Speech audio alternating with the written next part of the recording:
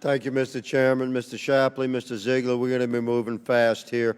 Let me make a statement to begin. Let's just clarify for America. Republicans are only interested in Hunter Biden's deceptions regarding his IRS-confirmed receipt of $17.3 million from shady sources in Ukraine, in Romania, and China, while his father was vice president, because Hunter Biden had nothing to sell. He had no product, no service, no skill. All Hunter Biden had to sell was corrupted access to his father, the big guy.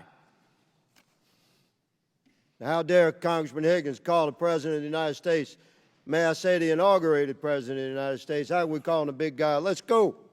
December 30th, 2020, this investigator Shapley and investigator Ziegler, the IRS criminal investigation team, at a 12-hour-long meeting with U.S. Attorney's Office in Delaware, the prosecution team, Wolf and Weiss are in attendance. Shapley shares an IRS plan to interview Biden associate Rob Walker. Wolf objects to this plan to the dismay of those in the room. But, she said, we do not want to ask about the big guy, and stated she did not want to ask about Dad. December 8, 2020. Investigator Shapley, Investigator Ziegler, meeting with Special Agent Joe Gordon, received a call from Hunter Biden's attorneys stating that they would accept service for document requests but declined requests for the interview. The IRS investigators were only able to conduct one meaningful interview, that with Biden associate Rob Walker. That day, investigations revealed to the press, December 9, 2020. Wolf gets involved again to interrupt the investigation. December 14, 2020, Assistant U.S. Attorney Wolf tips off Biden counsel about an IRS plan. They had reached a threshold of probable cause to execute a search warrant on a storage unit in Northern Virginia. U.S. Attorney Wolf calls Hunter Biden's attorney and alerts him to the pending search warrant being executed.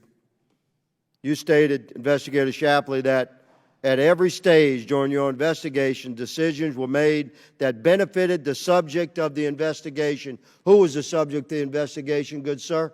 Hunter Biden. Thank you very much. And I think I clarified for America why we were interested in Hunter Biden. Because he sold access to his father, the big guy. And you Americans out there may have a compromised president in your White House. You should certainly be concerned. Mr. Ziegler, how did the IRS investigation regarding Hunter Biden begin? Tell us briefly, sir.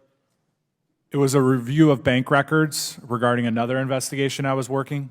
So it was ancillary to another criminal investigation. Is that correct, sir? Correct. And you are a criminal investigator. Is that correct, sir? That is correct. Not civil. That is correct. Thank you very much.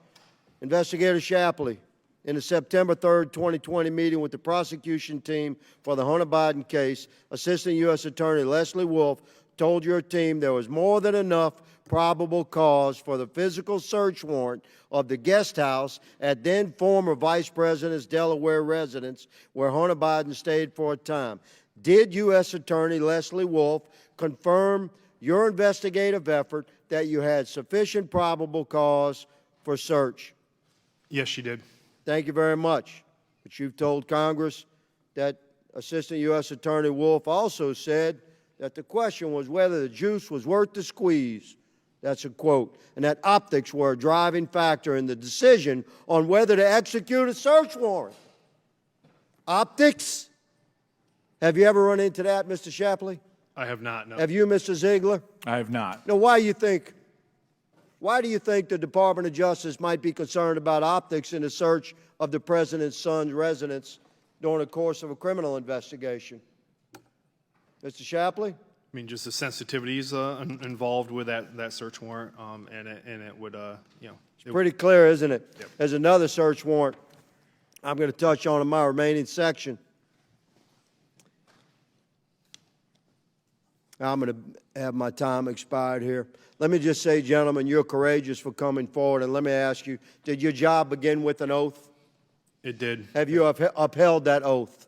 Yes, I have. And Yes, is I it, have. is it your core principles that have driven you to reveal the corruptions that you've witnessed in your criminal investigations coming before Congress today? Yes, it was. Yes, it was. Thank you, Mr. Chairman. I yield.